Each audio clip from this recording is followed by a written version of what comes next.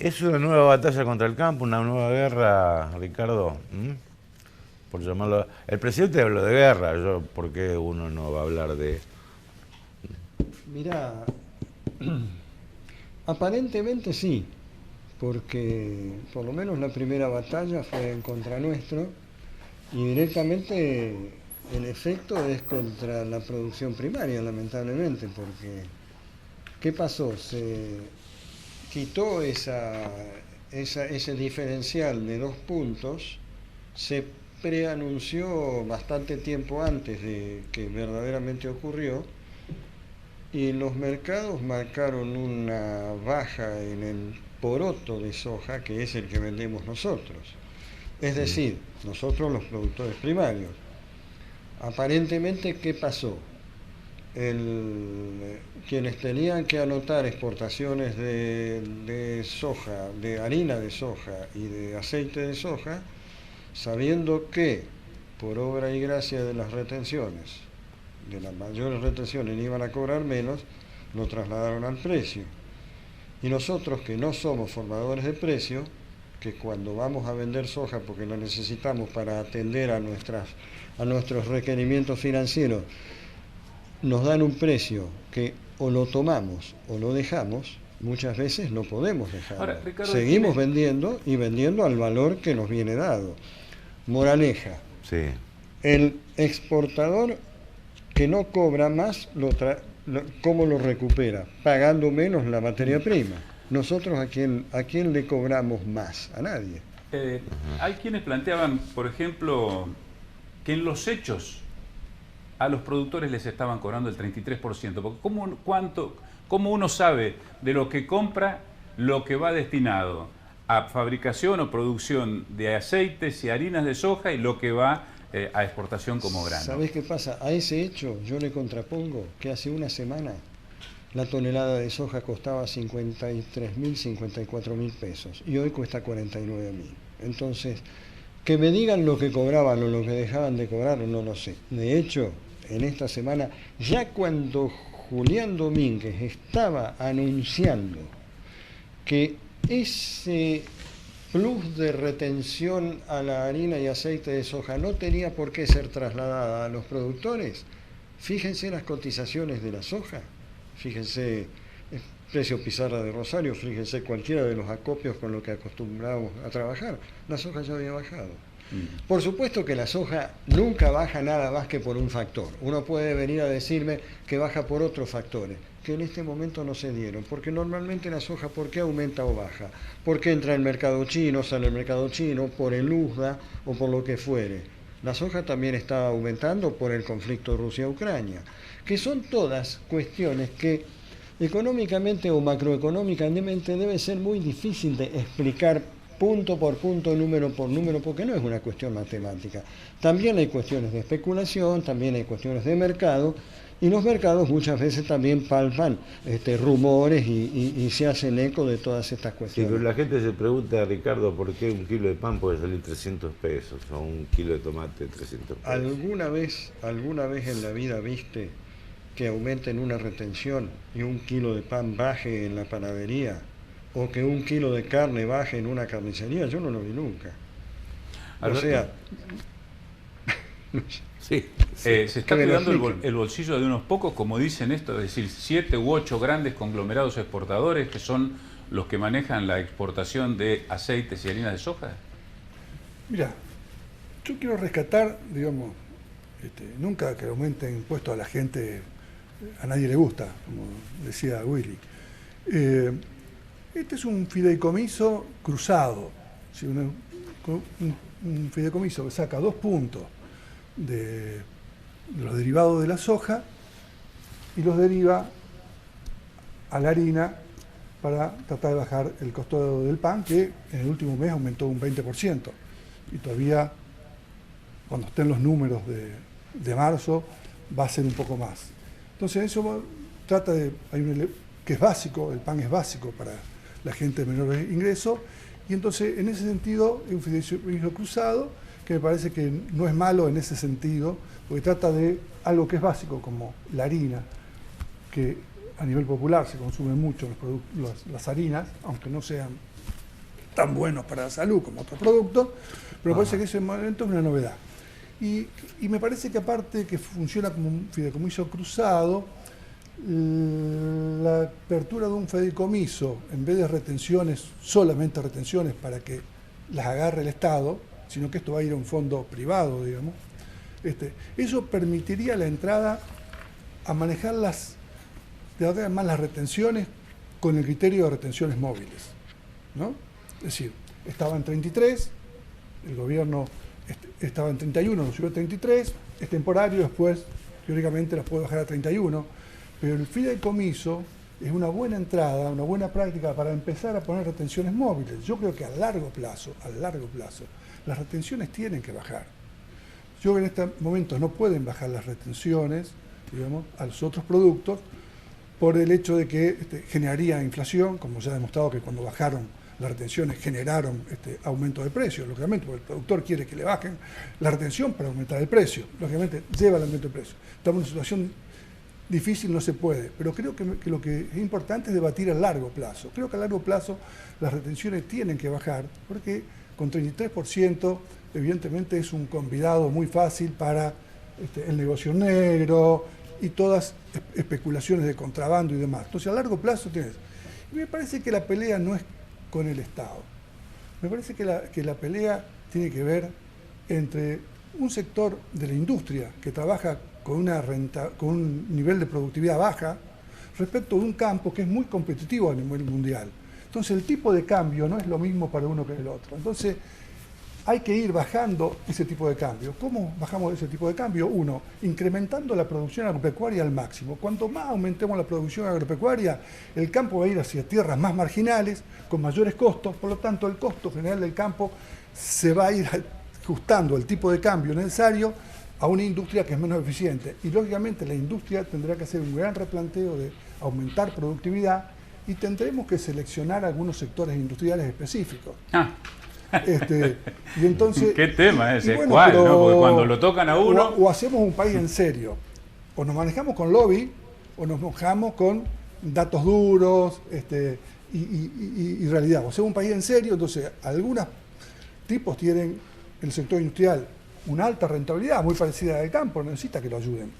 Otros tienen una rentabilidad tan baja que por más que vos los ayudes y le saques al campo para ayudarlos a esa industria, tampoco las va a mejorar. Hay otros que están en el medio que se los puede ayudar. Pero me parece que el gobierno ahora está apuntando a otros sectores clave. Ahora, Alberto, ¿esto no provoca algún desaliento en algún sector si a vos te suben los impuestos y te cierran la posibilidad de exportaciones que son divisas también para el Estado? Mira, el año 2020 y 2021 marcaron récord en exportación de carne, por ejemplo. No es un problema de falta de exportación.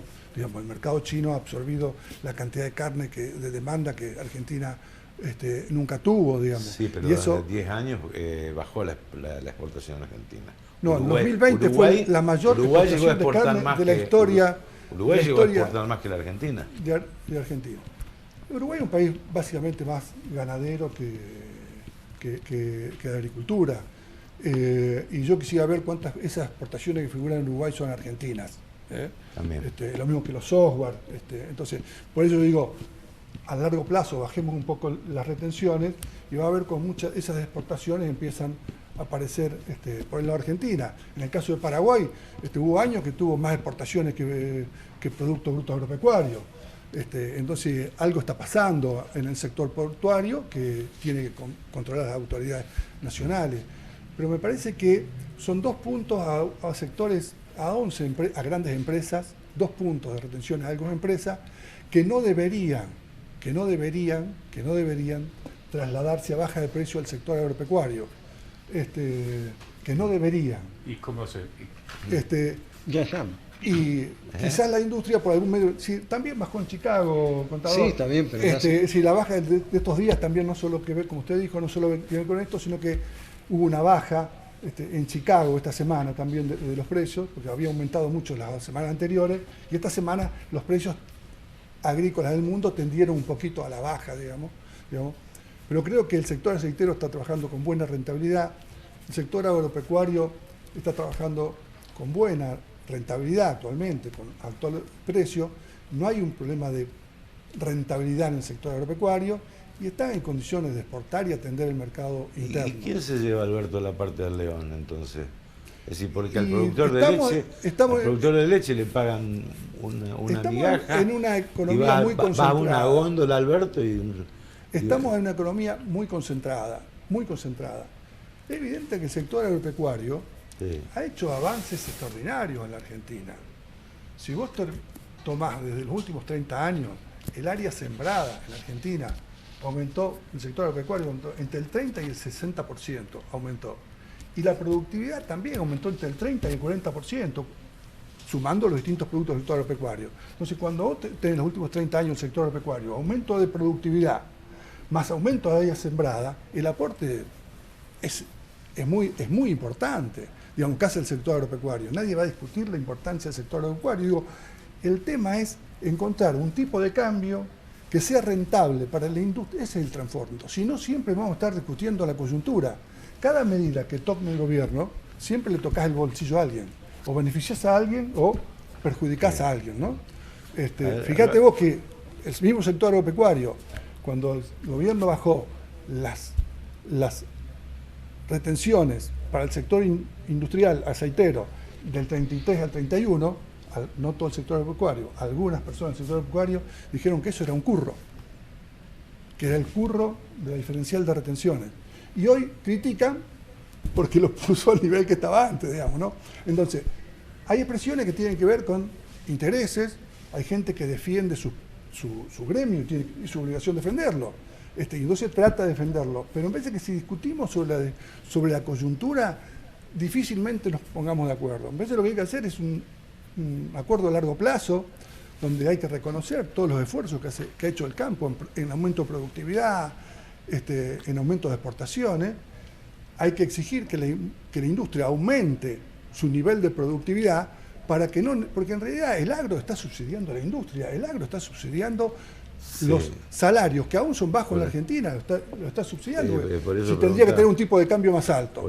Entonces, acá hay un tema de que se tiene que poner un tipo de cambio que sea compatible para los sectores, y eso no se logra de un día para el otro, eso se logra con un plan de muchos, muchos años. Pero no creo que esta medida del gobierno sea una medida que ni funda a nadie, ni vaya a tener resultados espectaculares.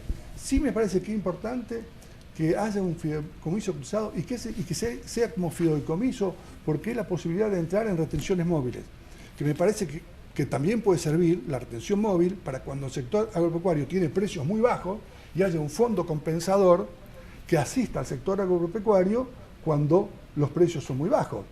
Lo mismo que tendría que haber en Argentina, una muy buena política de retención de vientres, subsidiando la producción ganadera para aumentar la producción ganadera y para aumentar la producción porcina, que es lo que Argentina, en términos de costos, también tiene que ir. Argentina tendría que estar exportando a lo mejor 10, 15 más kilos por habitante por año, y eso lo tendría que estar aportando hoy, que viene aumentando el sector porcino, por ejemplo, como es en el mundo. Estados Unidos, que tiene una economía agropecuaria muy desarrollada, muy parecida a la nuestra, tiene consumos de carne de porcina del 35% y tiene 10 kilos menos de consumo de carne de vaca que nosotros. Entonces, creo que tendremos que ir a esos criterios, digamos, pero que se logran en el largo plazo, y hay que hacer un plan de largo plazo. En la coyuntura siempre vamos a pelear, digamos, Ricardo, y no nos conduce a nada. Me parece que si no pensamos a largo plazo...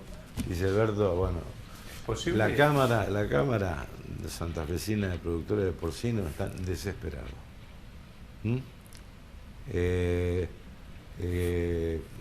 Por eso te preguntaba, ¿quién se lleva la parte del león? Si a un productor de leche le pagan 2 monedas por un litro de leche y vas a la góndola y tenés el tetra arriba de 100 pesos. Muy, muy arriba de 100 pesos, por ejemplo, ¿no? Decime dónde compras a 100 pesos y voy. Sí, la verdad que sí, me quedé en el tiempo. Evidentemente, si vos comparás con la estructura lechera de costos y estructura de ventas con otros países, como puede ser España, que no es el mejor país, digamos, del mundo en productividad, pero que Y te vas a encontrar que en Argentina tenemos una monopolización bastante grande del sector industrial en ese sentido, digamos, ¿no? Y por ahí en otras localidades tenés muchas más empresas lácteas, más cercanas a los pueblos, digamos, con otras estructuras de costos y que abastecen más en la cercanía a costos mucho más bajos. Pero no es la realidad nuestra. En realidad vos tenés acá dos empresas que te están marcando los precios en forma continua. Pero bueno, toda la industria cooperativa fue cayendo, o por problemas en la gestión cooperativa o por problemas de monopolio fue cayendo. Entonces, incentivar, hacer una estructura, partiendo de esta estructura monopolizada de la industria láctea, ir a otra estructura distinta, es difícil. Pasa en gran parte de la industria alimenticia argentina, no es únicamente la industria láctea. Acá en la década del 90 hubo una suerte de extranjerización de la industria alimenticia y dejó de ser made in Argentina. Por supuesto. Por eso a mí nos cuesta entender, y le pregunto a Ricardo, decir cómo el productor de leche vende ese precio y llega 100 veces más. ¿Por qué? Bueno, acá hay una cuestión, yo creo que el análisis de los valores de la cadena de valor, valga la redundancia, es uno de los análisis de una de las grandes asignaturas pendientes que tenemos, porque todos sabemos dónde están los cuellos de botella y dónde están los monopolios. Y cada rama de la producción primaria tiene sus problemas en ese sentido. Lo dijimos, la monopolización de la industria láctea en pocas manos, que hacen que yo, desde que me acuerdo, el tambo es más una vocación que un negocio, porque los tamberos siguen siendo tamberos por vocación, porque ¿cuántos tambos han cerrado en la provincia de Santa Fe nomás en los últimos 10 años? Tengo un número en la cabeza que ronda los 3.000. Y el tambo es una fuente de erradicación de gente, es una fuente de trabajo de pequeñas y medianas empresas familiares que van frustrando, van viendo frustrada su futuro por ese motivo. Es decir, el tambo es un problema. Si el tambo en algunas oportunidades está bien, si vos lo analizás 15 años para atrás, se han cansado de perder plata. Y probablemente subsisten muchos tamberos porque, como trabajan de lunes a lunes, no tienen un momento de descanso en su vida porque han hecho de eso un hábito. La ganadería en la Argentina, por algo hemos perdido 10 millones de cabezas de ganado, ¿no? Y hemos perdido por los desincentivos a la producción permanente, la no retención de vientres, los precios permanentemente políticos, las restricciones a la exportación. O sea, hay como un cóctel explosivo en un gobierno que no encontramos paz con los gobiernos. Los productores agropecuarios no encontramos paz con los gobiernos. Cada vez que hay un desajuste o un descalabro en la Argentina, en alguna medida nosotros tenemos que borrar o que tratar de ceder nuestras pingües ganancias. Váyanle a hablar a los pequeños productores, ganaderos, agricultores, tamberos, dónde están sus pingües ganancias. Son gente que está subsistiendo, y subsistiendo por vocación de trabajo. Ricardo, y es esto que planteaba Alberto Papini, esta incapacidad de fijar reglas de juego a mediano y largo plazo. Decía, nos llevamos mal con los gobiernos. Ese es un problema general, sí. ¿Pero por qué? ¿No? Porque si uno lo advierte, por así unos desde nuestro recuerda sector, planes 2030, 2020, debemos llegar en su momento la industria automotriz, no sé a cuántos millones de automóviles, y todo lo que queda en el enunciado después a la hora de los hechos, al poco trayecto se cae. ¿Por qué? Desde el punto de vista nuestro, somos muy malos vendedores de lo nuestro y defensores de lo nuestro. Verdaderamente tenemos unos problemas comunicacionales y de relación con el gobierno que permanentemente tienen escollos y trabas que verdaderamente desilusionan. Pero yo creo que también Argentina se debe políticas de Estado que nunca llegan en ningún sector, porque no somos el único sector que carecemos de políticas de Estado. Argentina, Sí. hay cuestiones, o sea, el combate de la inflación, ¿por qué somos uno de los únicos 3 o 4 países del mundo que tenemos la inflación como un mal endémico de hace tiempo? ¿Por qué tenemos déficit crónicos?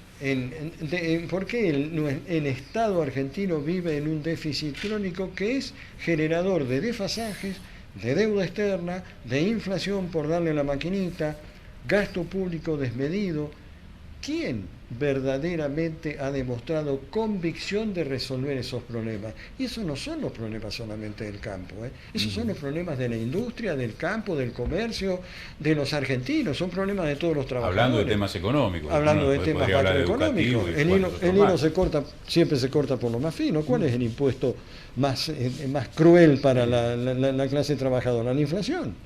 La inflación, el supermercado. Que normalmente en el supermercado, o sea, si uno seguía por los incrementos del supermercado, todos los números de inflación mensuales mienten, porque el supermercado aumenta mucho más que el índice general, porque el índice general obviamente es una polinómica que se compone de otra serie de cuestiones. Pero ¿qué pasa con todo eso?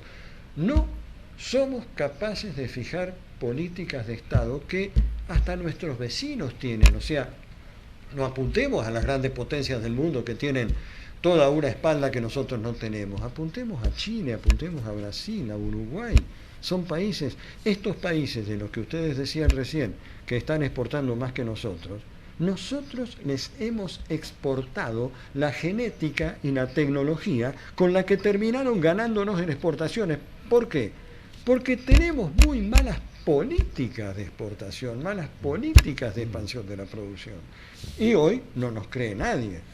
Porque si a nuestros gobernantes no se les puede creer porque un día dicen una cosa y al otro día dicen otra, ¿quién va a venir a invertir en la Argentina? ¿Quién va a venir a invertir en esas condiciones? Y no vamos a crecer, porque no podemos crecer con lo nuestro. Ningún país del mundo puede vivir con lo nuestro. Fíjense lo que pasa con la deuda externa, sin ir más lejos. ¿Qué país paga totalmente su deuda externa? Se pagan los intereses, se genera confiabilidad para seguir pagando los intereses con un riesgo país menor que permita tener tasas razonables. No tenemos tasas razonables, no nos creen, nos peleamos hasta se fisura el gobierno por el acuerdo para renegociar con el fondo para no caer en el default. Y todo esto no afecta al campo, afecta a todo el mundo, a todo el mundo. Bueno, gracias por la visita, muchas gracias.